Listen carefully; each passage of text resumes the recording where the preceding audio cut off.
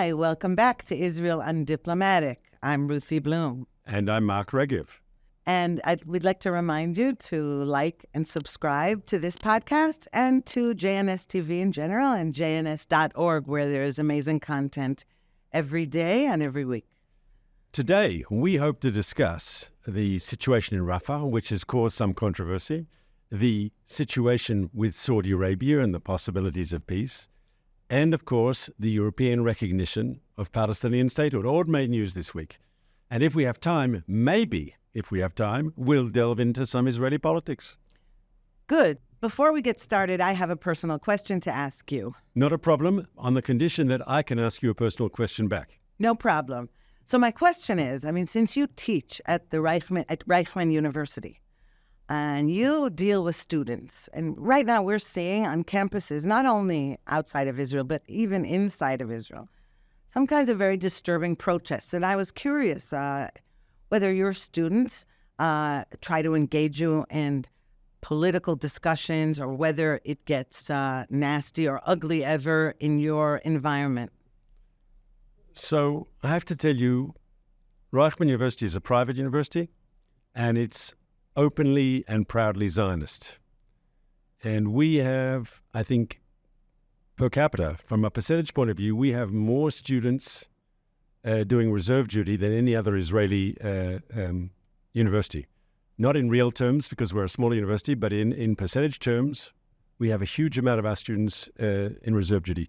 We've had, unfortunately, 10 students or former students who've been killed since this war started. We've got one student who's a hostage. And I think the atmosphere at Reichman is patriotic. Of course, you'll hear different political views, but the idea that, that we're a Zionist institution and we have to support the national effort, of course, that's part of the Reichman ethos. I'll tell you something else that's interesting about Reichman then, and this will interest maybe many of our listeners. We pioneered in Israel the idea that people could do BAs or master's degrees in English. Now, people of our generation, and let's face it, both I've passed 60, you've passed 40. In the old days, people from abroad, young Jews, would come to Israel to pick bananas on a kibbutz or do, milk cows and so forth. The attraction of that sort of agrarian socialism, which might have been very exciting in the 70s and the 80s, is today, let's be frank, it's less attractive. And the idea of bringing young Jewish people to Israel to study at Israeli universities in English, because obviously they have difficulty in studying in Hebrew, that's very important. And Reichman pioneered that. We still today have more international students than any other university. But Reichman succeeded. How do we know Reichman succeeded? Because some of the other universities also have their own English programs now that they didn't used to have. And I think by bringing foreign students, young Jews, to Israel for a semester, for a year, to do an entire BA or an MA, I think that's a good thing, especially considering what's going on in campuses around the world. Maybe a university campus in North America or Britain will say, well, we tolerate Jews, but we tolerate Jews. At Reichman, that's right. At Reichman, we embrace. Not only that, but, there's a likelihood that among those students from other countries that they sort of fall in love, get married, maybe stay in Israel. I'm all in favor of Aliyah. Let me get this straight. But I promised you a personal question too. And with your permission, I'll ask you a more difficult personal question. Okay. On the way here in the car, we heard the news that 3 more soldiers, reservists, in this case, from the Battalion 50, from the Nachal paratroopers, were killed in action in Gaza. And you, Ruthie, are a columnist, you are a journalist, you are an editor, you're a writer, but you're also a mother. And you've got a son who is on his second tour of Miluim in Gaza. And you must worry about him. And I want to ask you, and you're under no obligation to answer, but I want to ask you, how is that? Do you sleep at night? And how do you feel, a political question, about the proposals to continue with the ultra-orthodox deferment, that they're part of the government, a government that you support, but this government apparently is going to extend the haredim deferment. It's been there for decades, but they're going to extend it. How do you feel about that personally? Okay, so personally, where my son is concerned, of course I'm worried. He also served in the reserves. That's how how much we're at war, unfortunately, and unwittingly at war. He served as a reservist in 2014 in that war in Gaza. I mean, it's been 20 years since he entered the army as a regular soldier. And I've always been worried, but it never altered my position about the justice or the need for troops to go into Gaza. And in fact, if we had finished the job 9 years ago, maybe we wouldn't have had October 7th now. My worry does not alter the, let's say, our national situation. And in fact, if anything, my belief that if we don't do that, he and the rest of my children and grandchildren will be in danger again and again and again. So it's not exactly protecting anybody to withdraw troops from Gaza right now. As for the Haredi deferment, no, it doesn't bother me in the least. I'll tell you something. First of all, I have always believed that is going to happen from the ground up, not from the top down, not through legislation. And we saw after October 7th an amazing number of Haredim who decided to volunteer for the army. And they were proudly putting on uniforms that never would have happened before. And what we saw during this war is that many secular Israelis came closer to their Judaism, and many Orthodox Israelis came closer to their Israeliness. We see it among the troops in Gaza, and we see it outside. The trouble really is the political strife outside of Gaza that is giving the impression that all we are is at war with ourselves.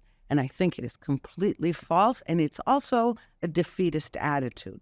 Can I say, if you ask me, should the Haredim do military service or a comparable civilian national service, I'd say, of course, yes, and you'd probably agree with me. Yes, I also think Israeli Arabs should be doing some sort of national service.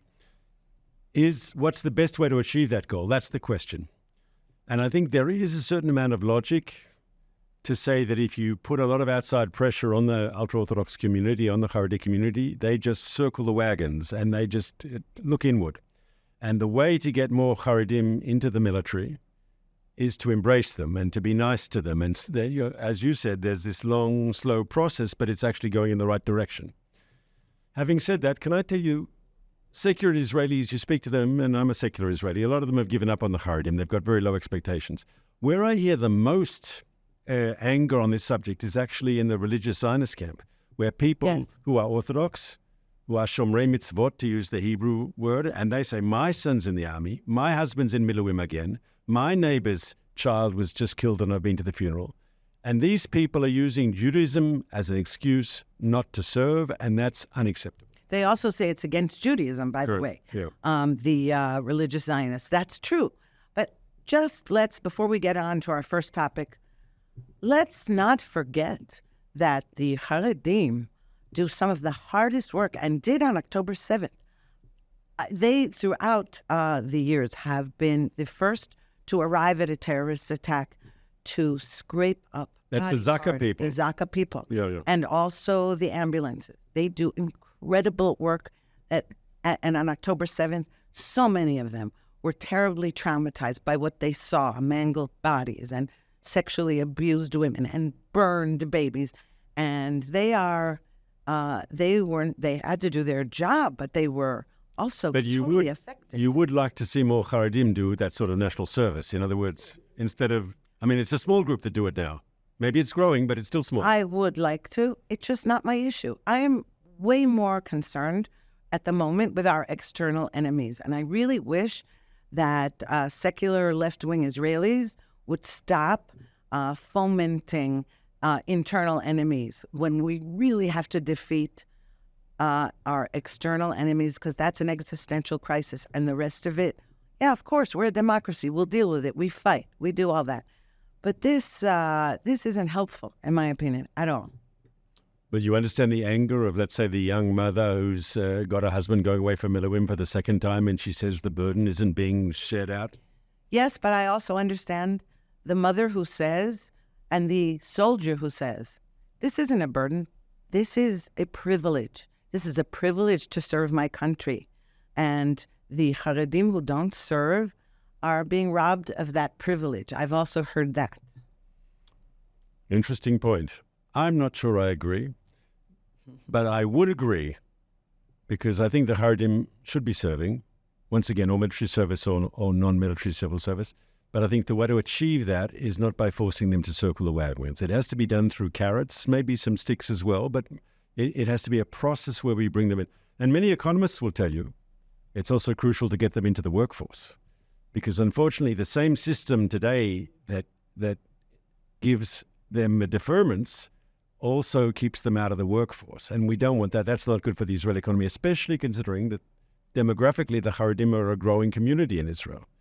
And the idea that they are not serving in the military and at the same time they're not being as productive as other members of the society from an economic point of view, I mean, these are long-term issues that we've got to deal with. They are, but let's just not forget also that if right now the current coalition were not a full right-wing coalition, and any other parties on the left or what they try to call the center, if they needed the haredim to make up their coalition, they would do it and they'd offer them anything. And we've seen this election after election. It's not only under Netanyahu. In the end, so, let's not be hypocrites here. I agree. There's the famous quote by Ezra Weizmann, who was he started off in the Likud and then moved to the left and became this quintessential judge. He famously said he'd wear a shtreimel to get Agudat Israel into the coalition to get a peace deal. Yes, and excuse me, Yair Lapid, the head of our opposition, his father, Tommy Lapid, his main issue was against the ultra-orthodox. But as soon as they said, look, if we join your coalition, we'll agree to a two-state solution with the Palestinians if you give us our budgets and what we need. And immediately, suddenly all his principles went out the window because the left cares more about a Palestinian state. It's this kind of obsession than it did about the other stuff. And that's why that issue really is not on the top of my agenda. I'll be a little more cynical. I'd say both political blocs would like Haredi support, and both sides are willing to compromise. I mean, if you ask the average Likud voter, should the Haredim be in the army, they'll say yes, right? But everyone understands the realpolitik involved, and I agree with you 100%. What the Likud is doing with the Haredim as part of their alliance, the other side would do given the opportunity.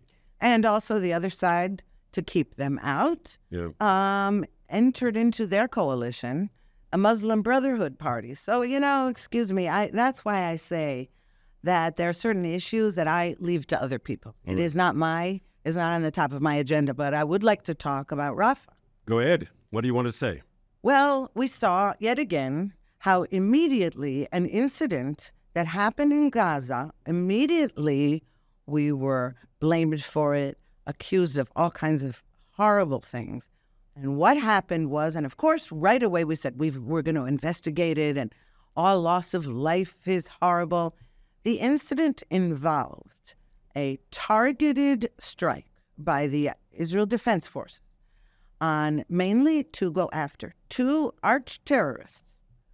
And this is while 1 million people had evacuated to a safe zone in Rafah, or farther away from the fighting, and were in tents. And suddenly what we saw was there was a strike and fire erupted, explosions erupted, and fires and tents went on fire, and something like, if I'm not mistaken, 45 Palestinians were killed. And so right away, we did this on purpose, and we target civilians, and we weren't careful, and I don't know what. And of course, as the facts come out, that's nonsense. First of all, we used very, very, not weak bombs, but very small, targeted bombs that weigh very little. So everybody said they couldn't have done that damage. So the issue was, did shrapnel from those hit an oil tank and also a Hamas munitions cache that was embedded near the tents, which, by the way, those tents were something like a mile away from from the shooting. It's not true that they were right there, and we certainly didn't target it. We never target civilians. And so, as that comes out, but once we're accused of that, it's like, okay, good, like always has happened throughout this war. Hamas commits war crimes and hides behind its population, and we're blamed. So you're right. And obviously we have to find what did go wrong, and that's why we're investigating. I think the Prime Minister said from the rostrum of the Knesset, he called it a tragic mistake and promised an investigation, and the IDF is looking into it. It's clear we didn't target those civilians, as you said correctly. I think there's a problem, not just, we could talk about how Israel's got, problems in dealing with this on the international stage. There's a more serious problem for, I think, commanders in every Western army, every democratic country. Why? Because if part of the narrative that one's hearing, right, Israel's not intentionally targeting civilians, but if civilians are getting caught up in crossfire, and if it becomes an international norm that is now unacceptable. Up until now, international law has said you can target your enemy, and if there is incidental, well, that's just part of war. You try it as your job as a democratic country to limit collateral damage, to limit unintended consequences. And you've got to be responsible. But it looks to me like there's this new narrative that says you can't have any civilian casualties.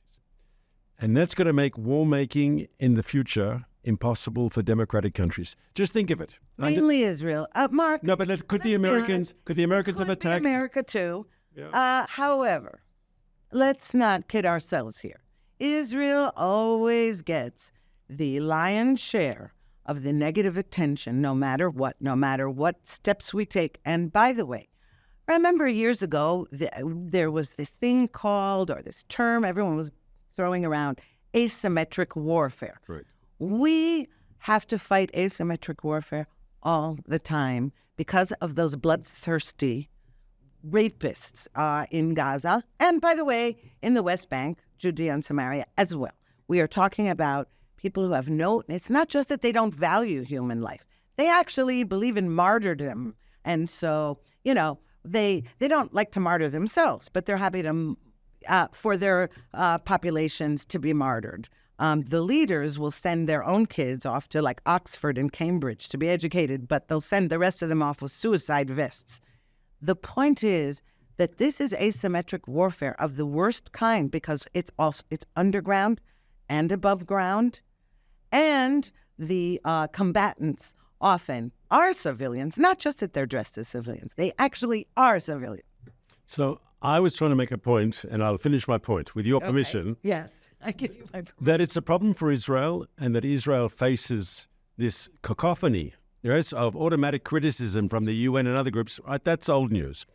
My point is that this is bad for the international community and for the democratic world. Because if you make this new global standard that any collateral damage, even if accidental, even if you've made every effort to avoid it, is still a war crime, yes, which is what we're hearing from certain quarters. Can the French fight Boko Haram in Africa? Can the Americans fight ISIS in Syria and Iraq? You make the bar so high that you're just giving the terrorists across the world a free pass, because no one can conduct a war under the notion zero collateral damage. That's impossible, and therefore you're tying the hands of democratic countries to defend themselves, to defend their populations, to defend their sovereignty, and to defend their interests. Right, but you know what? A lot of those Western countries deserve it. If that happens to them, we don't deserve it. They do, because if you take France as an example, look how France has been responding to us. Outrageous, okay? And Germany, our friend, has been pretty good, all right? I don't mean Germany of Nazi Germany. I mean Germany of today. Suddenly saying, yes, well, we're going to have to arrest Prime Minister Netanyahu and Defense Minister Gallant if they arrive. We may have to do that if the International Criminal Court determines that we have to issue arrest warrants. We're going to have to do it. And I say, how dare you? And you talk about their sovereignty. We need a strong West. But for that, you need a strong leader of the Western world, and that has to be America. And America has totally forfeited that. It started under Obama. It's continuing under Biden. In between, we had Trump. Maybe we'll have Trump again. But you can't, the West has been committing suicide, the liberal West. There are forces in the West that are committing suicide, both demographically and ideologically. And, in that respect, it's very enraging. So I would say, obviously, on the ICC issue, we've seen some countries, come out against it. Even though you're critical of them, the Biden administration criticized the ICC decision. The British did. The Germans did. Not strongly enough, the Biden administration, but that's another story. That's another story. I think there's a problem here. But here, there are proposals in Congress, as you know, to sanction, bipartisan proposals to sanction the International Criminal Court. Bipartisan. It's mostly the Republicans. And I think, but I think that's important. I think it's important there's pressure. And here I have to apologize for something. Last week, I made a mistake on this show. I've got a daughter who studied international law at the Hebrew University, law as a whole, but also international law. And she told me, I said last week, I talked about 2 UN courts. I said the ICJ, the International Court of Justice, and the ICC, the International Criminal Court. And she told me when we met on the weekend. She called you up and said, Dad, that's incorrect. The ICJ is a UN court. The other one is just an international court that can at times work with the UN. Doesn't mean it's kosher. Doesn't mean it's not without problems. But she was factually correct. Of course, my daughter, it's not a UN court. Good. Well, I'm glad she corrected you then. And, the trouble is it behaves like a UN body, but you're right. I agree. I think that's a correct analysis. That's one of the reasons that you made the mistake. Yeah. And, okay, so now in Rafah, we're talking about, here's another thing. We have been so careful with the Biden administration that told us right from the beginning, don't go into Rafah, be careful, and it's too populated, and you won't be able to evacuate the civilians. 1 million civilians evacuated, so that wasn't true. Okay, and we said, no, we'll only do precision operations. You realize that probably Sinwar, that the mastermind of the October 7th massacre, is sitting in Rafah, surrounded by hostages, okay? That we have to go in there, and this constant saying to Biden, look, we'll prove to you. Look, we'll do it better, and we'll do it better. And meanwhile, Egypt, that's on the other side of the Rafah border, is making it hard for us. Then Washington is making it hard for us. It's like they don't want us to win this war.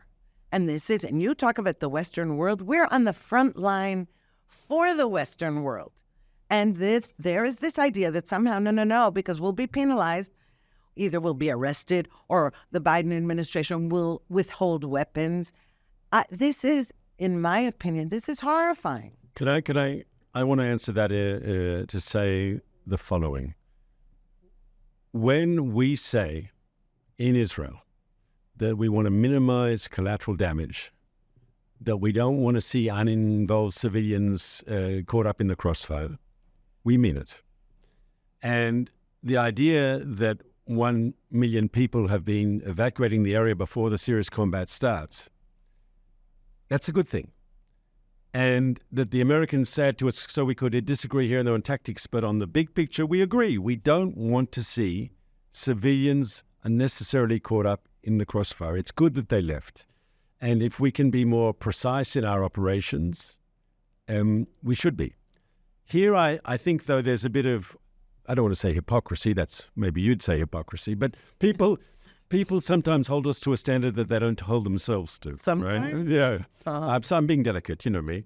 But, and so, okay, I believe as an Israeli, we have to do what we can to limit collateral damage. But if you want a war where there won't be any collateral damage, sorry, you can't fight back. And that is an that is an irrational expectation. And if people are going to say that sort of fighting a war is now unacceptable, you are just empowering every bad actor on the planet to do what they want. Ukraine, which the West is supporting Ukraine, maybe not enough. Have they inadvertently killed civilians in defending their country? Right? When we fought against ISIS, not Israel in this case, but the West and the international coalition, were innocent civilians killed in places like Mosul and Rafah and Fallujah and so forth? Were innocent civilians? Of course they were. Does that mean that the West are war criminals and they should be dragged before the ICC? Some people believe yes, right? But it will relinquish from democratic countries the ability to defend themselves. And that is a very dangerous thing for international law. But you realize that first of all, that we agree with them, that's true. So we have been doing that. So why are these constant warnings from Washington? We know what the constant warnings from the anti-Israel left. I'm talking about from friends, quote unquote. Why? We have been doing that. And, so we evacuated 1 million people. And guess what? The American left is saying that's a bad thing. They're calling them, we displaced 1 million people from their homes. I said, what do you people want? You want us to protect their lives, and now we're doing that, and that's also bad. No, that's the thing. Whatever you do, you're damned, right? So if exactly. Civilians are caught up in crossfire, that's terrible. And if you ask civilians to leave, that's also terrible, right? And obviously asking people to leave, especially, let's be frank, people who've left their home already once or twice before, it's not easy. But it's preferable to seeing civilians getting killed. And it's almost as if the people like, UN organizations will say that's a war crime. So basically they're saying you can't fight Hamas, right? If civilians aren't allowed to get caught up in a war zone and you're also not allowed to ask civilians to leave, they're saying, and maybe some of them do, they want Hamas to stay in power. They don't like the fact that Israel's fighting back. They are clearly unacceptable. We have to fight. We have to win the war. We have to do so with a major, in parallel, effort to avoid unnecessary civilian casualties. And that's the truth. And that's why the Prime Minister said, and for much of the international community, let's be frank, Netanyahu's a bogeyman. He stood up and said it was a mistake and we're investigating. By the way, it is possible, again, we have to finish the investigation. It is possible that it wasn't even a mistake in the sense that if Hamas if it is true, what we have tapes of Gazans saying that, if it is true that Hamas placed munitions right in the midst of those tents, and it wasn't exactly a mistake either. Again, we'll see, but we don't put it past Hamas. That's Hamas's strategy. Okay, so that's nothing new, and but we also have to move on to our next topic because we're about to wrap up. So I think we need to talk about Saudi Arabia. So the Saudis put out a very strong statement against Israel this week. And I believe they accused us of genocide in Gaza. Yes. And this is the same Saudi Arabia that we are hoping sometime soon to normalize relationships with. And I don't believe this sort of Saudi statement actually means that we still can't do a peace deal with them. I think we can. I think when we deal with countries in the Arab and Muslim world, they have different constituencies. And we have not yet signed any agreement with Saudi Arabia. I still think the door is open. I'm eager, if possible, to move forward with Saudi Arabia. I think Israel should be willing to pay a price. We should be flexible to get a deal with Saudi Arabia. I still think the cards are on the table for a deal. Yeah, well, let me tell you, what's interesting is simultaneously with this announcement that we're committing genocide, and that we should immediately cease doing so, Saudi Arabia this school year removed most of its anti-Semitic and anti-Israel content from the textbooks. So you'd say, that's interesting. Okay, that would indicate a move toward, first of all, we know that MBS is trying to modernize, but it would also indicate that maybe this is part of the normalization in making. However, I'm going to go back to what I always say to you. Why is it that our so-called allies or enemies we want to have as allies can get away with accusing us of everything, and we keep silent instead of saying, you know what? You say that, no deal with you. And you introduced a Palestinian statehood as a condition for that deal. No thanks. Goodbye. Okay? No. You say realpolitik, and I say, how come it's always one-sided? We grovel, and they get to attack us. I'm not in favor of groveling, but I think in the real world, you have to make priorities. And if it's possible to have a breakthrough with Saudi Arabia, which we discussed last week, that's a game changer. That's something that will be good for this country. That'll be good for the Jewish people. It'll be good for relations between Jews and Muslims across the planet. I think we should be smart. There were these commercials, and maybe we'll finish with this because I see we're running out of time. They used to, Israelis, maybe still today, but they definitely used to be very terrible drivers, right? And this country had a huge road toll on this. And there was this ad put out by the road safety department or whatever they're called in Israel. And they said, when you're on the road, don't be right, because Israelis believe the right and the other driver's making a mistake. Be smart. And it's the same in international relations. Don't be right. Of course I'm offended when people accuse me of genocide. Of course I know it's not true. Of course I know it's a libel. But be smart how you deal with countries. So disagree. Say that's wrong. It's not correct. But if there's a chance for peace with Saudi Arabia, be smart. Right. I will just end on one last line, and that is those kind of statements are what we used to say about Yasser Arafat. He has his constituents. Let's be smart, not right. It is dangerous territory, and we want peace deals with everybody, but not if they are going to be false peace deals, and not if those allies are going to turn into enemies. But if they're changing their school books, as you've said, I don't think MBS is Arafat. Let's hope. And on that note, we can agree. We can agree. And again, I'd just like to remind everybody to like and subscribe, and we'll see you next week. I look forward to doing this again.